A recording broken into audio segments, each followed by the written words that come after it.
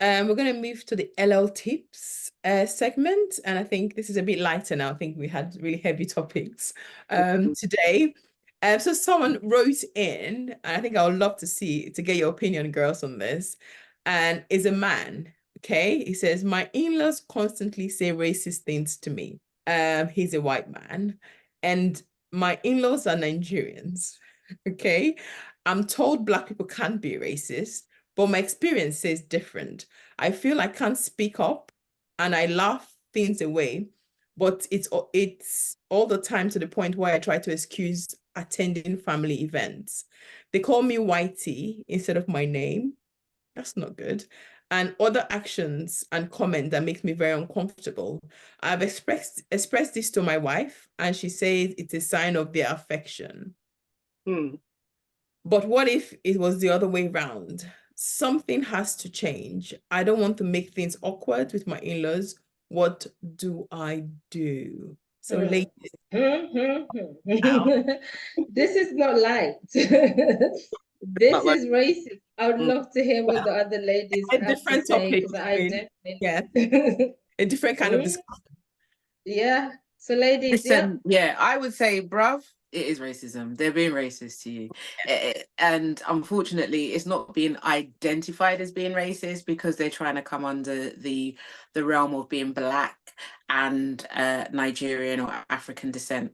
Sorry, I'm going to say this in the most politest way. That's rubbish. Sorry. Racism is racism. It doesn't matter where it's coming from and who's coming from. Everybody on this earth can be racist. And I say it all the time. And okay, I'm going to say this even as Ghanaians. As Ghanaians, I'm not going to talk about the racist part, but we laugh at each other. I'm not saying this is right, but we laugh at each other. We make fun of each other. And it's really uncomfortable. And I'll just give an example. For instance, in my own country, there's one dialect I don't speak. And anytime I used to speak it, my family, my parents in particular, would laugh. It's part of how the culture is. I don't agree with it. I don't think it's right. And it made me shut my mouth and not learn the language. However, that was part of it. And I say it to say that, yes, as Africans, as Black people, as West Indians, we could easily be racist, and any person of color can easily be racist. So can a Caucasian person all be racist. Whether they intend to do it or whether they don't intend to do it is down to the individual. But at the same time, it's sad, unfortunately, that you're having to go through it. And in your family as well, you're probably sitting there thinking, rah, like, do I say something? And especially as your own partner is not actually speaking up to actually defend it, even in the public domain of your family. Like, what's behind closed doors between a husband and wife is their business and what they can discuss. But it would be nice to see, sis, if you can hear us and you're watching this, that please hear the heart of your husband. There's a reason why he's your husband, and there's a reason why he's speaking up. So hear the heart and try and defend it. Even if you do have a private word with your family to say, come on now, allow it, we're not doing that. Or you actually work with him on it. But something needs to give, because it's not fair, it's not right. Racism is not nice at all on anybody that's receiving it from any colour or any background. It is not on, and it shouldn't be allowed. And you would also think that in the safe space of our home domain, we can feel comfortable. But if we can't, then that's going to be very difficult. So I implore you, bro, to speak up, and I implore you, sister, please, to be able to hear the heart of what your husband is saying here. Thank you, Sakina. Kalisha, what's your take on this? When the white gentleman wrote in and said that he was informed that Black people cannot be racist, that is completely false. In every capacity, Black people are capable of being racist, just as Asian people are capable of being racist, such as white people are capable of being racist. We are all capable of being racist, and it's unfortunate that he is in an interracial relationship, interracial marriage actually, and he is experiencing racism from his family members, because in-laws, you would consider them to be your family, and no one should experience racism within their family setting. It is, I think, the most painful when it comes from family, regardless of culture. And if the roles were reversed, as mentioned, I highly think that that is something that his wife would accept, because she would protest and say, hey, your parents or your family members are being racist. They're calling me outside of my name, and they're laughing at my expense. And I wouldn't feel that I don't feel that his wife would be accepting of it. And especially of her being a Nigerian woman, she would definitely not accept it. You know, my in-laws are Nigerian, and there's never been a time when I have been subjected to racism from their point of view, because I'm not Nigerian.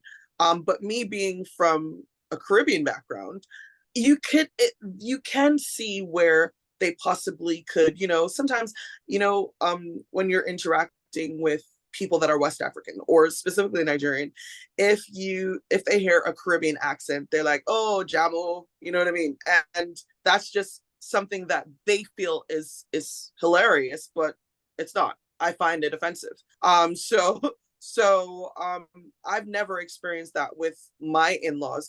So I can't relate in that respect, but I would feel 100% hurt to the core if I were ever subjected to being called out of my name. So I can only send sympathy to him and empathize with him and really encourage him to speak up.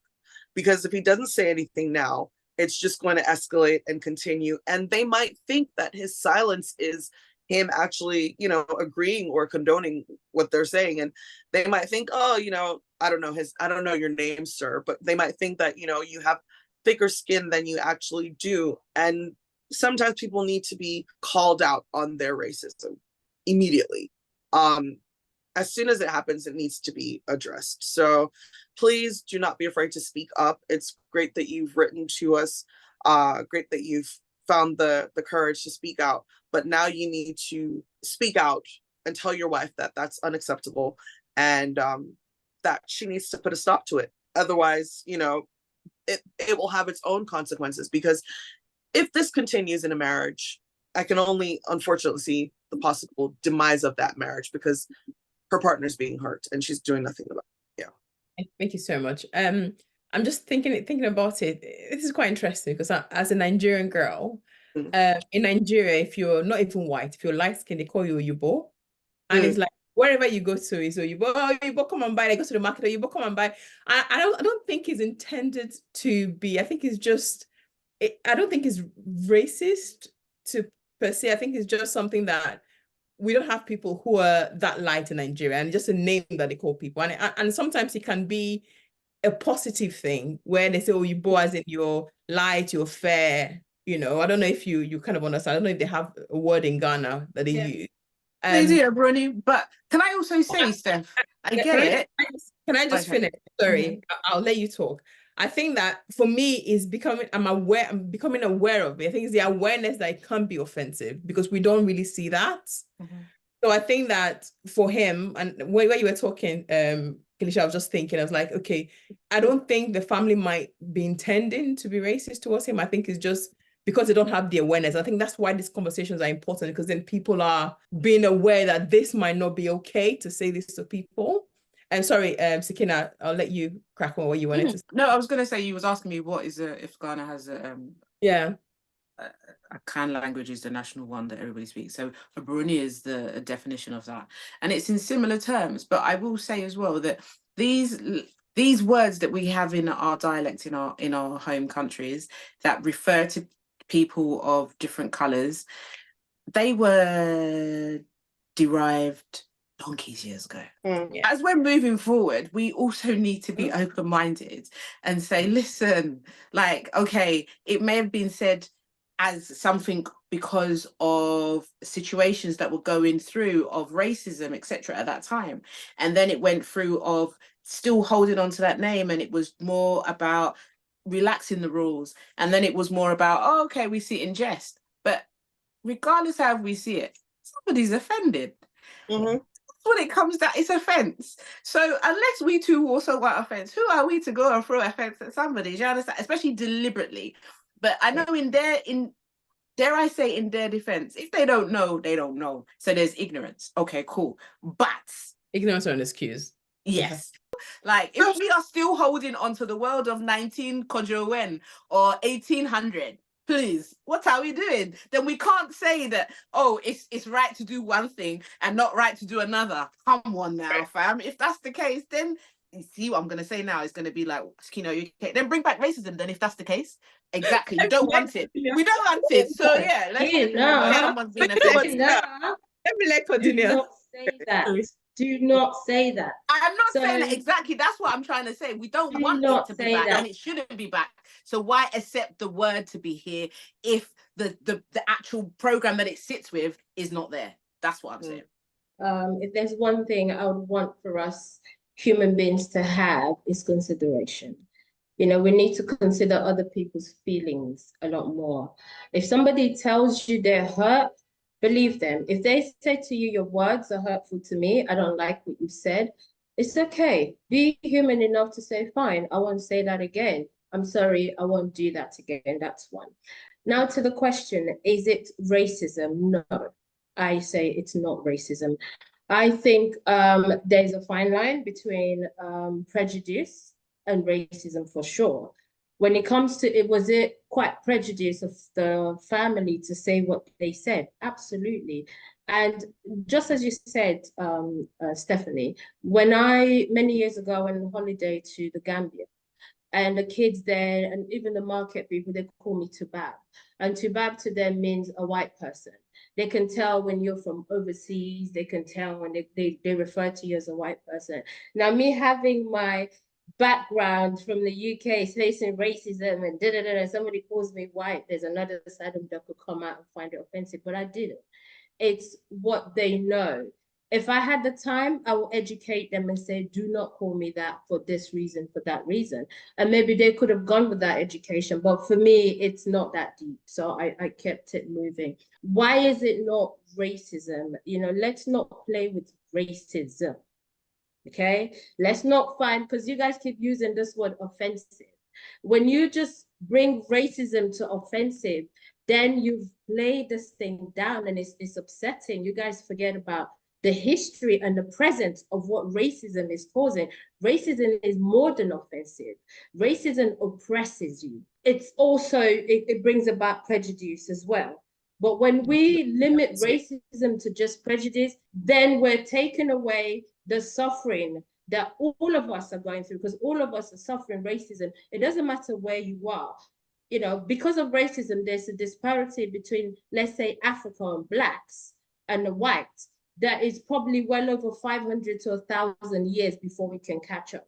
Imagine people coming in, take everything you have, take your people, oppress them, kill a lot of them, then build, like they put in systems that will make sure that that oppression continues even 500 years on. Yes, we've been fighting for equality. We've been fighting for all of these things. We've come a long way as a race, but we're still a long way to go to feel that we are in an equal space as white people. As much as we talk about African corruption and we cuss African leaders for them being corrupt and everything, we all know it's deeper than that. There is a system in place that will not allow Africa to progress, because this system, this white supremacist, first of all, as racism, they feel they are better because of their race. And because they felt superior, they put in these oppressive systems in place to make sure that the other race cannot move forward. And not just that, they're constantly looting you. That's one. They are, I mean, there's so much we all know. I could not go much deeper. So back to the language of race, I just want us to understand what is racism, and let's not play as Black people as well. We want to feel like, oh, because I'm working in this place in the city, or I have a position like this, racism is not that. Black people can be racist. No. Okay, it's a 90% no. But if you put it as race, just generally, no, we cannot be racist. We are far from being racist. Like I said, there's a disparity of probably up to 1,000 years that these people have put us back to even get to the point where we can say we're in a position of power to oppress a white person. Can we be offensive to white people? Absolutely. Can you be offensive to me? Absolutely. We can be offensive to one another, and let's see it as that. Let's stop using the word racism so lightly. Were those people offensive for saying whitey? Absolutely. Do you know what he should have done? Speak to them. Tell them, I do not like this. Express it to them.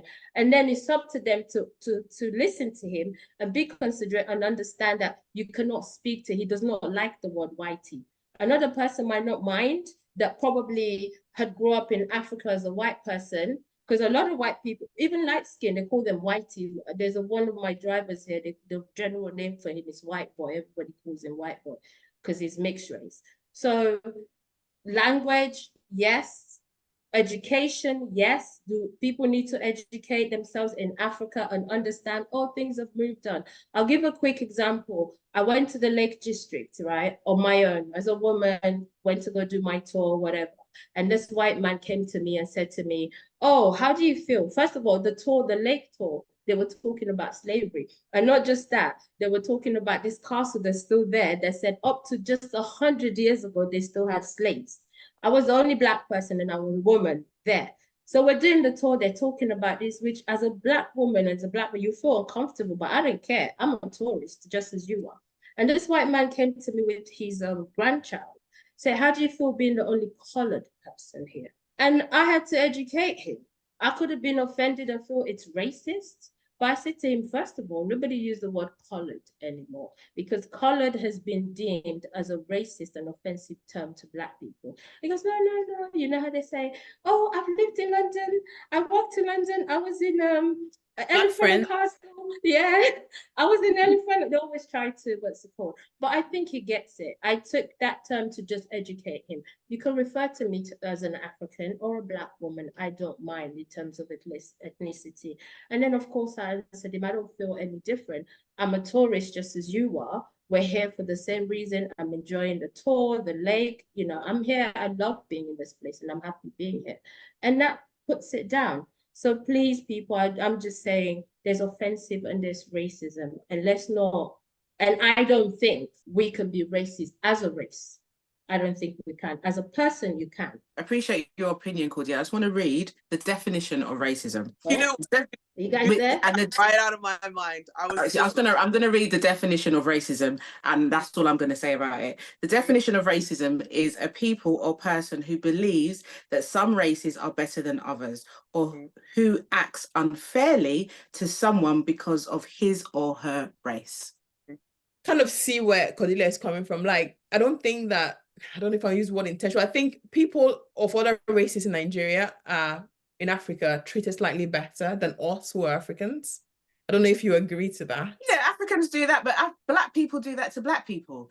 Yeah. Africans do it to West Indians. We do it. We've got names for them. It's racism. It's point blank racism. It is racist.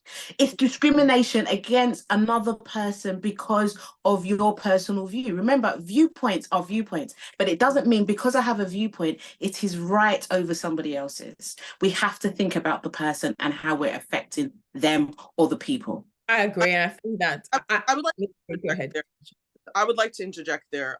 You know, listening to Cordelia, respectfully, I feel that everyone is entitled to their opinion, but that is just that, an opinion. And your opinion on whether something is deemed as being racism or not is your opinion. I was really happy that Sakina read out the definition of racism because I looked it up myself and I was actually going to read it. So I'm really glad that you actually did that because that was what I wanted to do, because racism is not defined by our opinion, like our personal opinions. It can't be just because you feel based on your own experience or your upbringing or your culture that this is okay because I feel this way. No, it's racism. It's not just being offended. Let's take, for example, this situation that this gentleman has written in and said that he has been called whitey by his in-laws, the family that he's married into. If the reverse were the exact same, where a Black woman has married into a white family and her in-laws are calling her Blackie or darkie, we would be saying, this is a racist family. This is racism. This is unacceptable. No, there would be no type of leeway to say that it's a joke or that it's that she's offended. No, people would immediately say this is racism. So I do not feel that we can just completely ignore this man's genuine feelings and his genuine experience of being met with racism as simply saying he's offended. Yeah. That's not the, because if we were to reverse it in exactly the same situation and say that this Black woman has married into a white family, we would all be saying that's racism. So again, as I said, you know, we're entitled to our opinions, but in this situation, we're gonna have to agree to disagree, because I do not agree at all with Cordelia's opinion about this being just something that is offensive. I view it as something being racism, and the definition of racism was clearly given to us. So as the Bible says, he who has an ear, let him hear. Thank you so much. I think that I'm not laughing because it's not like it's a serious issue. I think it's the awareness. We need to be aware of the things we say. Yeah. As you mentioned, I haven't thought about if the reverse was the case, it would have been an absolute, like, you know, I'm not marrying again. Like these people, imagine they call me Blackie, you know, or they call me, you know. So I think that is the awareness of us, especially as Nigerians, as Africans, to make sure that we are not doing to people what we don't want to be done to us. Yes. I think it's about us realizing that. And for this man that wrote in, I think, please speak to your wife, have a conversation with her, and she should have a conversation with her family. And even if it's out of jest and they might not mean well, but he's feeling this way, and his feelings is quite important, because if you don't address it, as I think as Sakina said, you might not have a marriage, because he probably would walk away. Exactly. And that, like, you know, my last point is like, my husband's in the background. He's like, yeah, but like, you know, before we talked about this on air, he even mentioned that men are very, very sensitive. Men are very, and for a man to bring it up to his wife and say that, hey, this is troubling me, it means that has really cut him deep to the core. You know, and if the woman does not actually take on his opinion, then as you said, Steph, there might not be a marriage, you know, at the end, and it is something that would be built over time. So it's important, you know, that we take on others' opinions and we show compassion, but as you said, we do to people what we can take, and if we can't take it, then don't do it. Don't do it. It's not good. Don't do it. Great. No, thank you so much, and I hope it works out well for him. I hope the conversation goes well, and I think this topic is so important for us as Africans, as Nigerians, to just be more aware of the way we treat other people or the way we talk about other people in our spaces. Thank you, ladies. That's all we have time for today. This has been very interesting, very insightful and informative discussions. Thank you so much for for all your opinions. And to our viewers, thank you again. Follow us on Ladies Lounge TV show on Instagram and Facebook, and write to us and DM us if you have any questions. Thank you so much, and see you next time.